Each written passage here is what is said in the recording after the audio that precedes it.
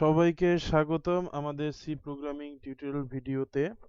তো আজকে আমরা আরেকটি বিষয় দেখাবো, সেটা হচ্ছে কিভাবে তাপমাত্রাকে ফারেনহাইট থেকে সেলসিয়াসে নেওয়া যায়, অতএব টেম্পারেচার ইংলিশে যেটা।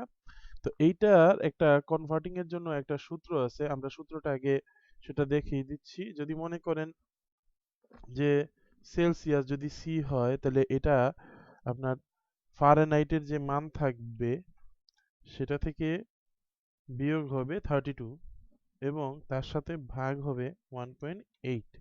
তো এই সূত্রটাকে ব্যবহার করে আজকে আমরা দেখাবো যে কিভাবে ফারেনহাইট থেকে সেলসিয়াস কনভার্সন করা যায়। ওকে, তো আমরা সি প্রোগ্রামিং এ চলে আসছি। ওকে, তো প্রথমে জাস্ট আমাদের hash include STD sorry stdio dot H hash include কোন আইও ডট এইচ, এরপরে একটি ভয়েড মেইন ফাংশন, এরপরে সেকেন্ড ব্র্যাকেট দিয়ে আমরা কোড লেখা শুরু করব। প্রথমে আমরা এইটার ক্ষেত্রে ফ্লোট নিব, কারণ আমরা জানি যে সাধারণত এই সকল ইয়ের ক্ষেত্রে ভগ্নাংশে মান আসাটা স্বাভাবিক, তাই ফ্লোট নিয়ে কাজ করব। সেলসিয়াসের জন্য সি এবং ফারেনহাইটের জন্য এফ নেওয়া হলো এবং সেমিকোলন দিয়ে কোডটি শেষ করা হলো। হ্যাঁ, এখন আমরা একটা কমান্ড লিখব। কমান্ডটা না লিখলে খারাপ দেখা যায়। প্রিন্টএফ লিখব যে give temper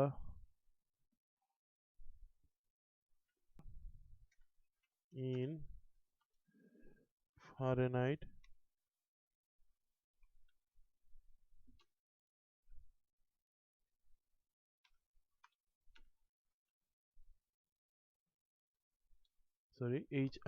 H-E-I-T ফারেনহাইট এবং স্ল্যাশ এন দিয়ে কোডটি শেষ করে দিব এবং সেমিকোলন স্ল্যাশ এন দিয়ে যাতে পরবর্তী লাইনটা চলে আসে পরবর্তীতে, এবং স্ক্যান এফ দিয়ে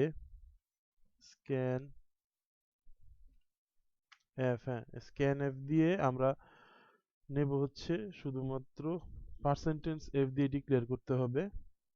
হ্যাঁ, অ্যাড্রেস অফ ফারেনহাইট এফ নিচ্ছি, কারণ আমরা ফারেনহাইটকে সেলসিয়াসে কনভার্সন দেখাবো। এখন আমরা যেই সূত্রটি মানে আমরা জানি, ঠিক এই জিনিসটি আমরা এখানে বসিয়ে দিব। দেখব সি ইকুয়ালস টু ফারেনহাইট যে মান দেওয়া থাকবে তা থেকে 32 বিয়োগ হবে এবং ভাগ হবে 1.8। হ্যাঁ, তো আমরা এর আগে কোনো সময় পূর্ণাংশ সংখ্যা নিয়ে কাজ করিনি, মানে এভাবে কোনো জায়গায় কোনো অংশে। আজকে সেটা আমরা দেখাচ্ছি যে কিভাবে একটা ভগ্নাংশ অংশ নিয়েও আমরা এভাবে কাজ করতে পারি।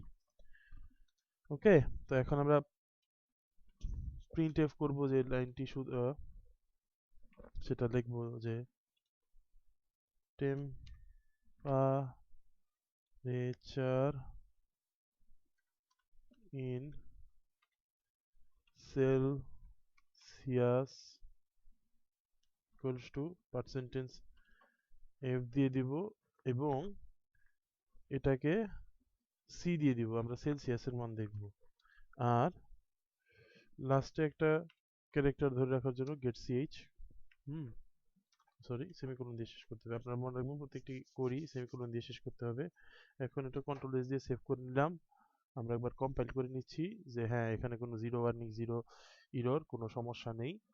এখন আমরা দেখব কিভাবে এটা করা যায়। তো আমরা মোটামুটি জানি যে একটা যে ফারেনহাইটের একটা মান জানি যে 94 যদি থাকে তাহলে 34 এরকম একটা মান আসে। হ্যাঁ, ঠিকই আছে, যে 34 ডিগ্রি সেন্টিগ্রেড মান আসে এরকম 94 যদি থাকে। আবার যদি এর থেকে কম হয়ে যায়, যেমন মনে করেন 25 ফারেনহাইট হয়ে যায়, তখন কিন্তু মাইনাস মান আসবে। দেখি তো আমরা এটা 25 ফারেনহাইট আসলে, হ্যাঁ, -3 মান আসছে। আর এখানে আমরা আগে থেকেই জানি যে ফ্লোটের ক্ষেত্রে সাধারণত আমরা যদি কিছু কমেন্ট না করি তো এরকম 6টা ডিজিট দেখায়, যদি আমরা 2টা ডিজিট দেখানোর প্রয়োজন হয় তো আমরা এখানে 0.2 লিখে দেব, কন্ট্রোল এস দিয়ে একবার সেভ করে নেব। একবার কম্পাইল করে নেব। হ্যাঁ, কোথাও কোনো ভুল নেই। রান করলে দেখবেন ২ টি দেখাচ্ছে। তো আমরা এবার নিচ্ছি ১০০ ফারেনহাইটের জন্য ১০০ ডিগ্রি ফারেনহাইট। হ্যাঁ, সেলসিয়াস করলে সেটা ২ টি মান দেখাচ্ছে এখন দেখেন ৩৭.৭৮।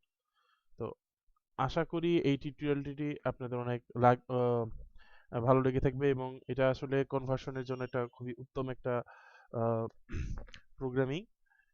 আমাদের টিউটোরিয়াল ভিডিওটি ভালো লেগে থাকলে অবশ্যই আমাদের চ্যানেলকে সাবস্ক্রাইব করবেন। আর কোথাও যদি এখানে কোনো বুঝতে অসুবিধা হয় তো আমাদের কমেন্ট বক্সে জানাবেন। আর পরবর্তী টিউটোরিয়াল দেখার জন্য আপনাদের আমন্ত্রণ রইলো। ধন্যবাদ।